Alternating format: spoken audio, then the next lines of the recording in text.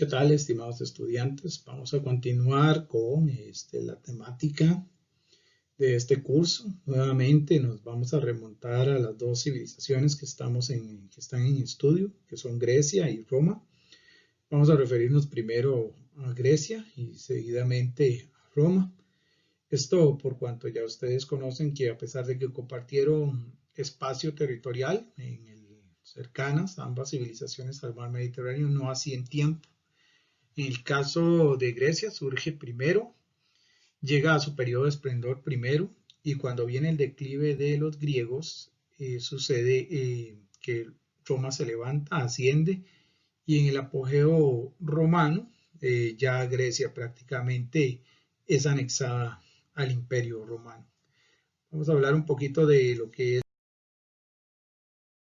arcaica. Este periodo es muy importante porque en la Grecia arcaica se da el surgimiento de las polis, lo que destaca la situación política o la característica principal de la civilización griega. Retomando, anteriormente habíamos hecho un estudio breve del periodo minoico y del periodo micénico, los trabajos que se me habían enviado y que ustedes habían hecho tenían relación con estos dos periodos. La época oscura es un periodo que vamos a dejar aparte. Es un periodo quizás el menos importante de la Grecia antigua, donde los dorios quizás son el pueblo que tiene más poder en ese periodo. Sin embargo, es un estancamiento para los griegos. Los griegos que les gustaba innovar mucho sufren un estancamiento durante el periodo en que estuvieron los dorios en el poder, por eso se le llama época oscura. Bueno, en cuanto a las polis, hay que ver que las polis son ciudades, son las principales ciudades que tiene cada una de las regiones que conformaron la Hélade griega.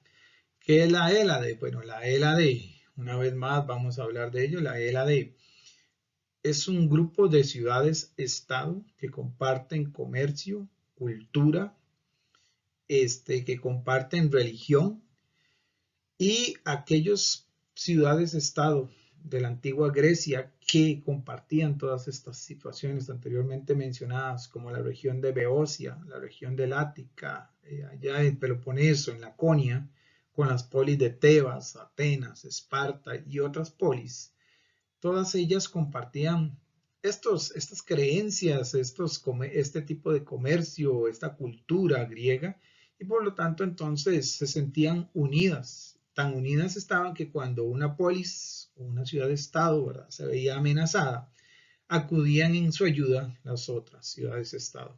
Hay que recordar que algunas ciudades-estado trascendieron más que otras, y en el periodo clásico prácticamente hay dos ciudades que se mantienen en su apogeo, es decir, por sobre las demás, que son el caso de la polis de Atenas y la polis de Esparta.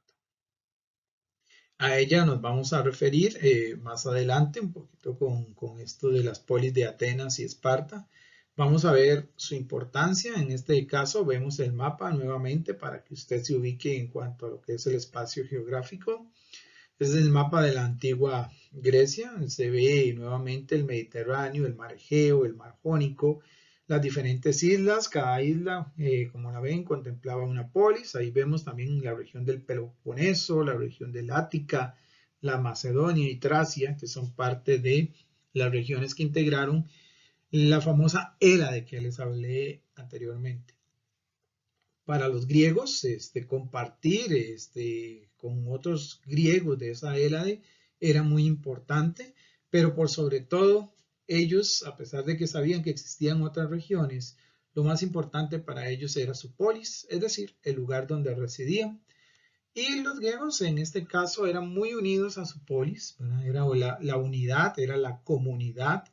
Cada polis tomaba sus decisiones, se autogobernaba, no tenía por qué rendirle cuentas a otra polis, para empezar porque los griegos nunca conformaron un imperio como tal, sino pues cada ciudad-estado tenía su independencia, pero les bastaba para regirse, para gobernarse por sí solos, y esa autonomía les otorgó a los griegos grandes libertades. Por eso es que amaban su forma de vida en cada una de las polis. Algunas polis estaban quizás más desarrolladas que otras. En el caso de esta polis es un mapita, un croquis prácticamente de lo que es la polis de Atenas.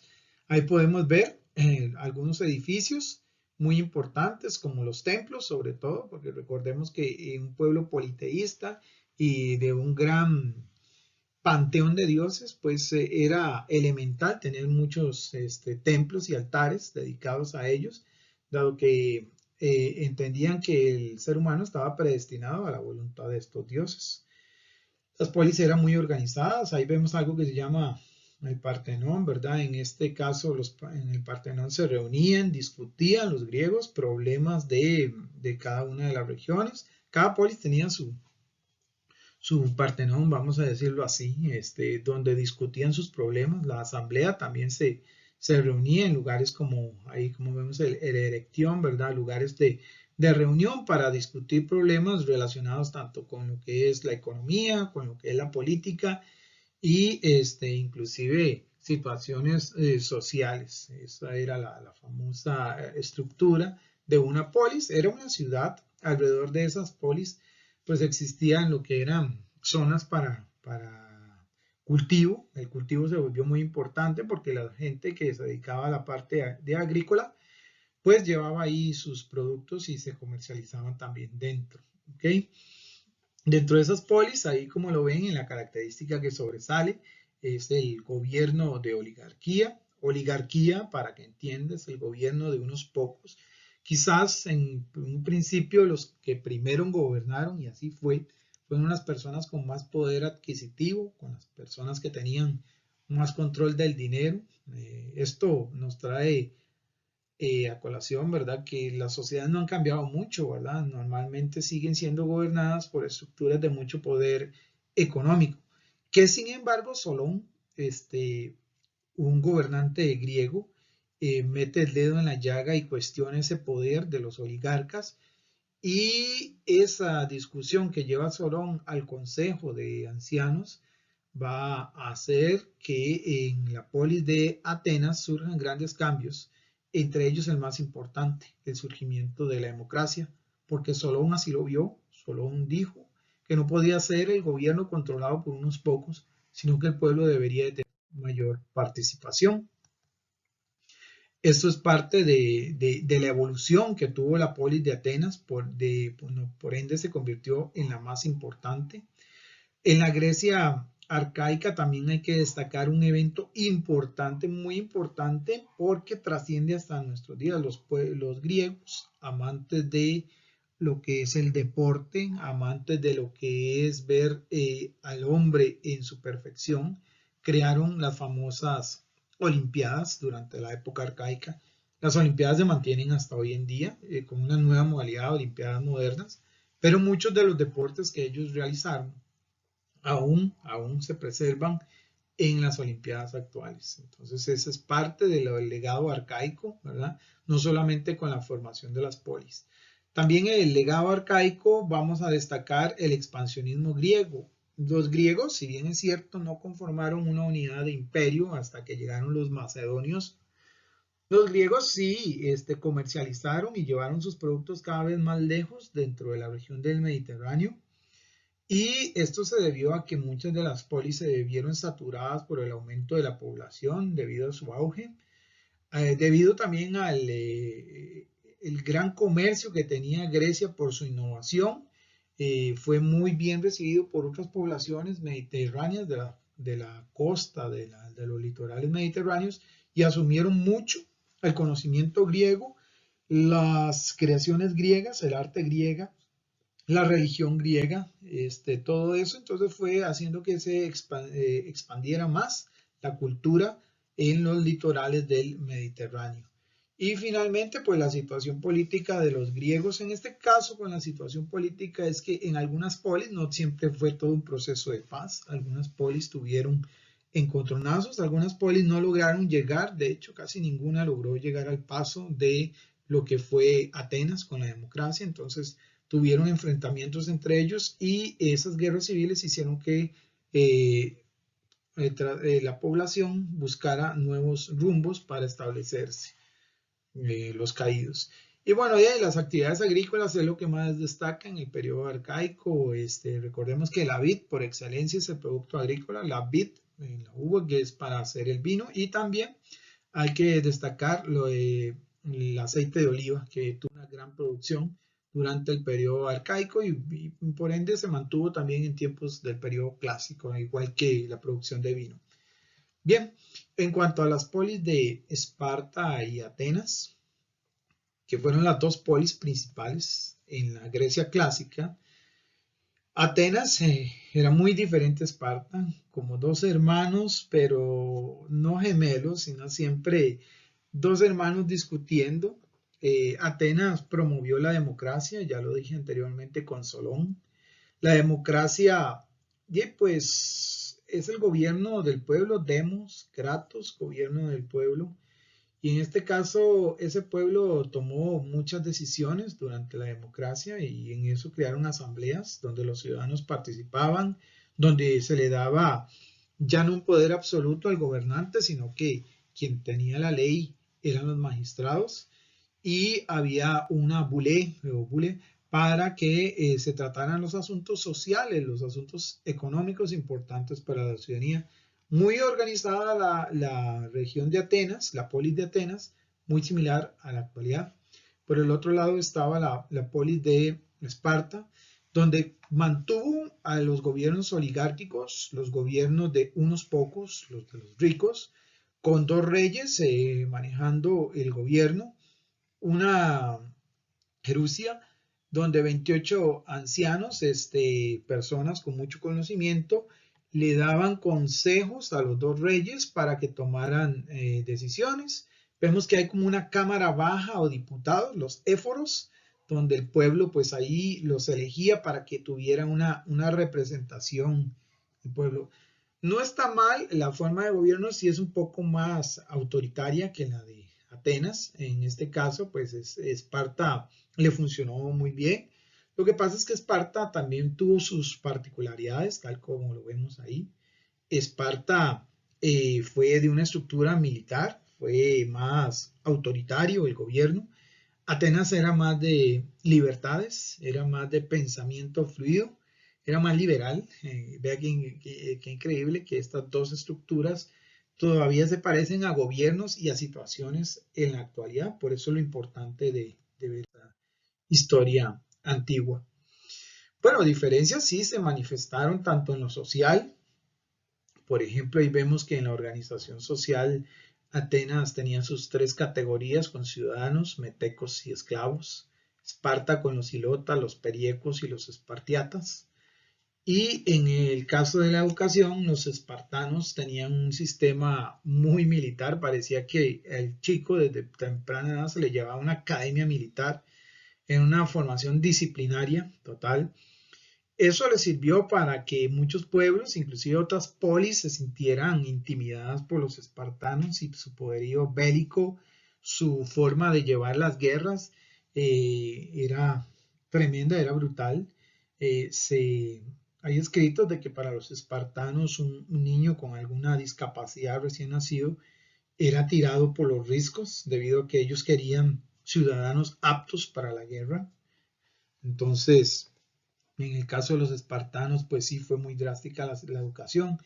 En el caso de los griegos, de ahí que les debemos tanto a los pueblos atenienses, es que fueron muy intelectuales, las escuelas filosóficas griegas. Cualquier persona que le guste conocer el pensamiento de las personas en áreas como la psicología, la sociología, tiene que saber que existió la escuela de pensamiento ateniense, muy liberal para la época, un pensamiento que cuestionaba todo, de ahí el nacimiento como tal de la filosofía. Todo se cuestionaba, el porqué de las cosas, el para qué de las cosas, esa existencia del ser humano. Todo esto se cultivaba en los atenienses. Entonces vemos que hay dos sociedades, una con un pensamiento más rígido y una con un pensamiento mucho más liberal.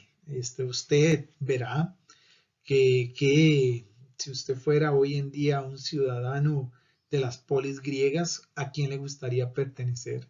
¿Espartanos o atenienses?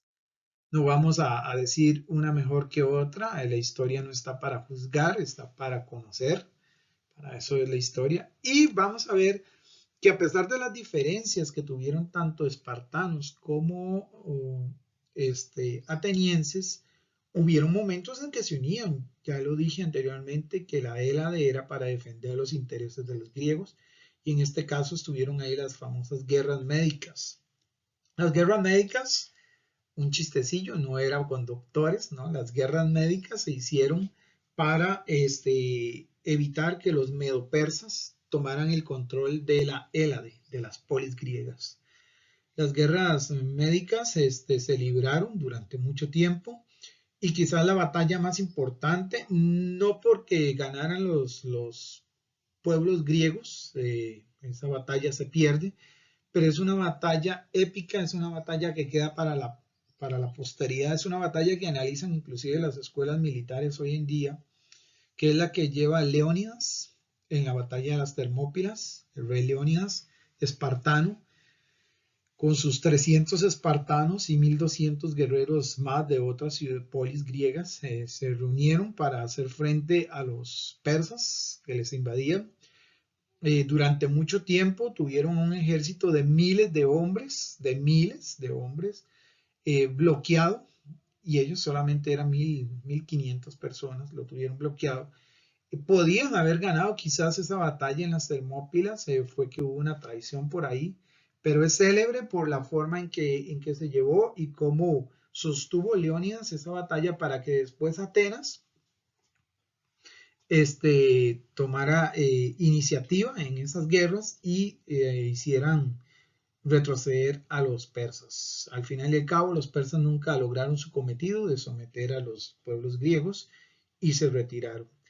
De ahí que pues, se consolida el periodo clásico con mucho conocimiento, mucha invención. Sin embargo, a raíz de estas guerras queda un resentimiento de polis contra polis, y en este caso las dos más importantes, Esparta por ahí tiene un recelo con Atenas, y prueba de ahí, después vamos a ver lo que son las guerras del Peloponeso, ya eso es tema más adelante, para ver cómo disputan Atenas y Esparta la hegemonía. En el caso de Roma en la antigüedad, bueno, nuevamente me regreso a algo que ya habíamos visto, nada más para que le quede un poquito más claro. Roma tiene 3 periodos: la monarquía, la república y el imperio. Ya hemos visto y ustedes han estudiado sobre la monarquía y me han enviado información sobre el periodo de la monarquía. Esta semana corresponde a un análisis del periodo de la república en Roma. La monarquía porque, como lo ven, Roma estuvo gobernado por reyes. Recuerden que Roma viene de una serie de pueblos en la península itálica y entre esos los reyes de las diferentes poblaciones lograron, digamos, tener, algunas más que otras, tener control. Y los romanos, para tener una unidad, lograron destinar un rey, y ese senado era representado por representantes de otras poblaciones de esa misma región de la península itálica. Finalmente, el experimento de la monarquía en Roma no tuvo buenos resultados y surgió lo que se llamó el periodo de la República. En el año de 509 a.C. hay una rebelión. Recuerdan, los pueblos romanos se dividían en varios estratos, entre ellos los patricios y los plebeyos. Estos en el año del 509, muchas regiones de Roma ya no resisten el reinado de los reyes etruscos, que son muy déspotas, e inician una guerra civil entre los diferentes pueblos de la región de la península itálica. Al final y al cabo triunfan entre los pueblos que logran hacer lucha, pues los partidarios a la Roma de la República son los que triunfan y evitan que Roma vuelva a ser gobernada por un rey, y se suman a la visión similar a la de los griegos, una república, y en este caso lo que se quería crear era un sistema de bastante independencia de las poblaciones, pero con participación popular. La república fue un experimento de 500 años, porque hasta el 27 a.C., hasta ahí funciona la república. Muy interesante porque asimila mucho de los griegos y quieren conformar asambleas, gobiernos con mucha participación, que al final y al cabo pues tienen sus resultados. Vamos a ver un poquito de la República. Ahí vemos la forma como se organizan. Ya quitan y destituyen lo que es el rey y deciden, vean, un experimento muy importante, muy similar a los griegos, crear asambleas populares. Asambleas populares es con participación, ¿verdad? Con participación. Crean un senado todavía para ese Senado para controlar los asuntos de la política exterior, que no solamente estuvieran en manos de los famosos cónsules, ¿verdad? Sino que estuvieran en otros. Es decir, ya comienza como lo que hoy se conoce división de poderes.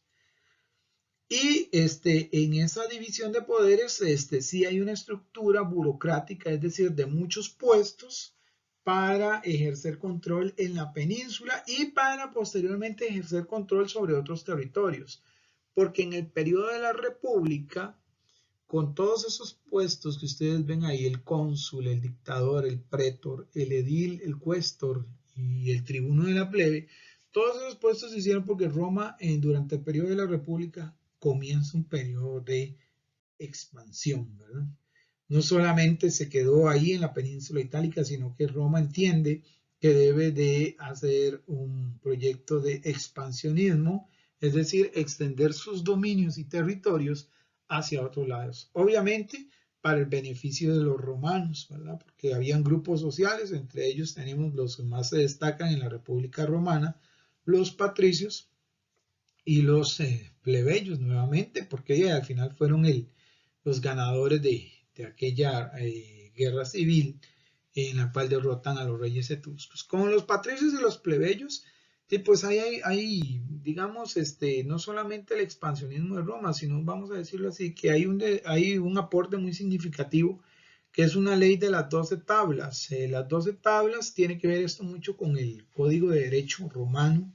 Código de Derecho Romano es el principio del derecho, inclusive en la actualidad, así como les hablé anteriormente de la filosofía.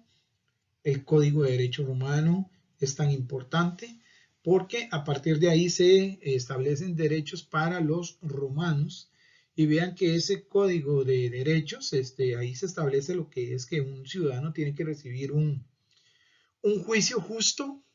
No se le puede acusar por acusársele, no puede llegar una persona de mucho poder, un terrateniente, y decir, este agricultor me hizo tal, no, merece un juicio justo. Esa es la lucha por la igualdad, es parte de lo que se logra con Roma durante la República. Es una Roma muy política, más que nada lo que les interesa es establecer una estructura política, burocrática bastante fuerte, para mantener el control primero en la península itálica y después mantener el control en los otros territorios debido a la expansión. Si vemos bien la península itálica, como se los he dicho, parecida a lo que es una bota. Esto es el año 264 a.C., ya está la república instalada. Y una vez que la república está instalada, comienza la expansión de Roma, y vean que en el 264 al 201, durante 65 años casi, comienza la primera expansión de Roma hacia regiones donde hoy es la actual España. Seguidamente viene otra expansión de 60 años, ya aquí sí se toman otros territorios, ahí estamos territorios de África, territorios de Asia, del 60 al 14, que ya es cuando va a comenzar el imperio, es la última expansión de Roma. Ese es el periodo de la República. El otro del 14 al 117 no se puede contemplar, ahí hay un error, debido a que ya ahí se estableció el imperio. Pero como vemos, bastante se extendió la República Romana y lo logra consolidar el imperio años más tarde. Esta es lo que caracteriza más a la República, su estructura burocrática, su estructura política y su primer paso al expansionismo. La República no siempre estuvo en paz. La República, al buscar la expansión de territorios, tuvo un periodo muy conflictivo, que fueron las guerras púnicas. En este caso, las guerras púnicas contra los punos, pueblos muy relacionados con los fenicios, y especialmente contra la ciudad de Cartago o el pueblo de Cartago. Estamos hablando Cartago al norte de África. Con Cartago es como la piedra en el zapato para los romanos para llevar su proceso de expansión, su primera etapa durante la etapa de la República. Y por eso que tienen ahí varias guerras, ¿verdad? La primera, la segunda y la tercera, cada una se caracteriza por eventos importantes. De Cartago, pues hay que destacar al general romano, al general cartaginés Aníbal. Estuvo a punto de llegar a Roma, hizo una cruzada interesante. Sería bonito haber tenido tiempo para hablar más de Aníbal, pues es como una historia militar, así como se contempló la historia de los 300 espartanos. También la hazaña de Aníbal es para contar en las escuelas militares. Aníbal que quiso invadir Roma con elefantes. Y bueno, no todo es color de rosa, ni nada dura para siempre. En el caso de Roma, inicia un periodo de crisis. Esta crisis, ahí lo ven, es porque las guerras tienen su costo. Y ese costo, quienes siempre en las guerras llevan las de perder, son la gente pobre.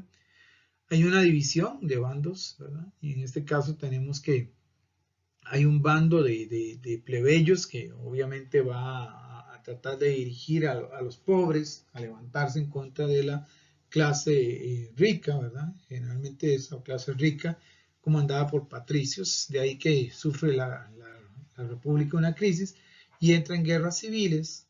Durante esas guerras civiles y complots para quitar a los gobernantes del Senado, surgen varios triunviratos. Triunviratos es porque se unen varios generales en contra de otros generales y en ese triunvirato algunos gobiernan, logran el gobierno. Por ejemplo, el primer triunvirato de Julio César, Pompeyo y Craso. Y después tenemos un segundo triunvirato, que es el triunvirato de Marco Antonio, de Octavio, ¿verdad? Ahí eso es el segundo triunvirato y último, donde posteriormente va a dar inicio la famosa etapa y más conocida de Roma, que es la Roma imperial, la Roma que trasciende, la Roma que se habla hasta nuestros días.